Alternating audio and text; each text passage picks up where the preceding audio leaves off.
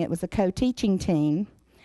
Their focus was an interactive standards wall. They shared with all of the other team members in the building how they used that interactive standards wall, had teachers come in and observe them while it was going on, and did a training with teachers where they asked questions and they delved into what is going to be required for this strategy to work with our students. And one of the key components of their interactive strategy, or their interactive standards wall, was that the children at any time had the freedom to go and put a sticky note on that standards wall when they had an aha moment. This is what this standard really means to me. This is how I connect it to the real world. And that might help another student understand the strategy. The teacher monitored those thought processes with the students and helped them refine if they needed to prior to posting on the wall. But ultimately, you had lots of information on that wall coming from students about that standard and how it made sense to them. It's just one example. Sam Hamilton was one of my team leaders in Henry County. I'm going to ask him to share some of the things that they did in their school. Their engagement area was in math, academics. And he's going to talk about math academics as we go through this session. We're going to talk about vocabulary a little bit as we go through this session, because vocabulary is a high-impact strategy, explicit vocabulary instruction. So, Sam, if you'll talk a little bit about your math engagement area. All right. We started with looking at our data first for our kids. We wanted to know what our weaknesses were. My school, we hadn't made AYP in probably almost like 4 years. Watching Harrison County was kind of like almost like deja vu of our school. But we and he did some of the same thing, was almost verbatim. But we looked at our data, kind of see what our kids were, our group, and we looked at it. And it was our SWD population that was holding us back. We were at about 36%. That was at a good year. Before that was like 31 and down in the 20s. So we looked at our kids, and we target a group of kids that we wanted to target in the Graduate First program. And from that, we got our action plan, and we just tied it together with our school improvement plan. We just kept it the same, which is we knew what we needed to do. We wanted to go from 37%. We just wanted to make AYP, so we just wanted to get to 43%. We can just get safe harbor, we'll be good. And our principal, being a math coordinator, when she came in, she had the number down to a T. She said we need 51 students in order to make AYP. So as a team leader, I took that, and we needed 52 students in our program to graduate first, so we called it Team 51.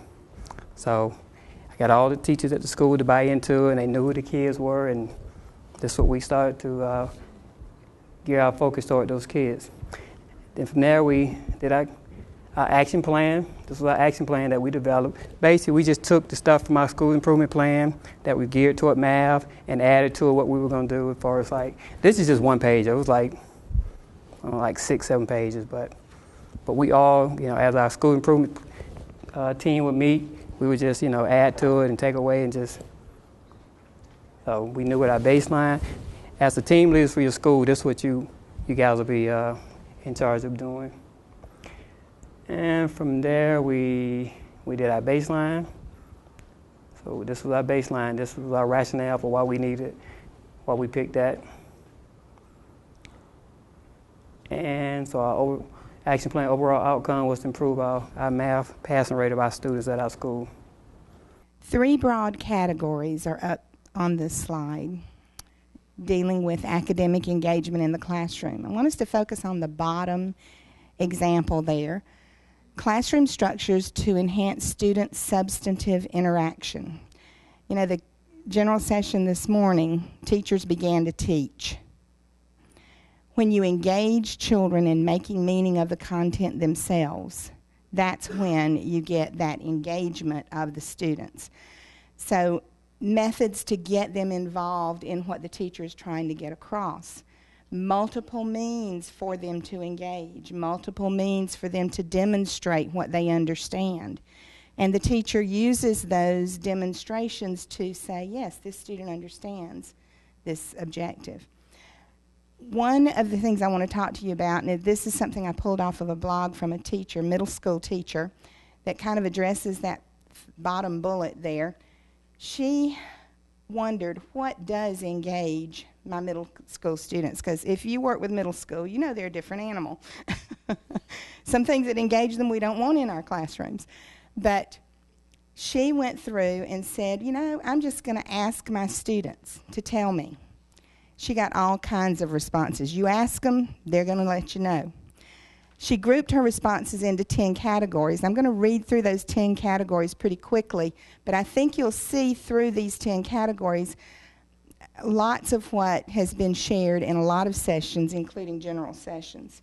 The number one category that came out was they wanted to work with their peers. Collaboration, small groups.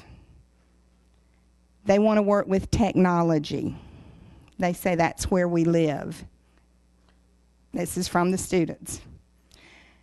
They want to connect real-world examples and real-world projects to what they're learning. So why are we doing this, and how is this going to affect my world? They clearly want to know that the teacher loves what she does. That's their number 4. We want to know that you love what you do. I don't know, I've read a survey about 3 or 4 years ago, and they asked, I believe it was elementary, middle, and high school students, what was it that their teacher did that made them know that those teachers enjoyed teaching? What was it? What was the number one answer? What do you think the number one answer might have been?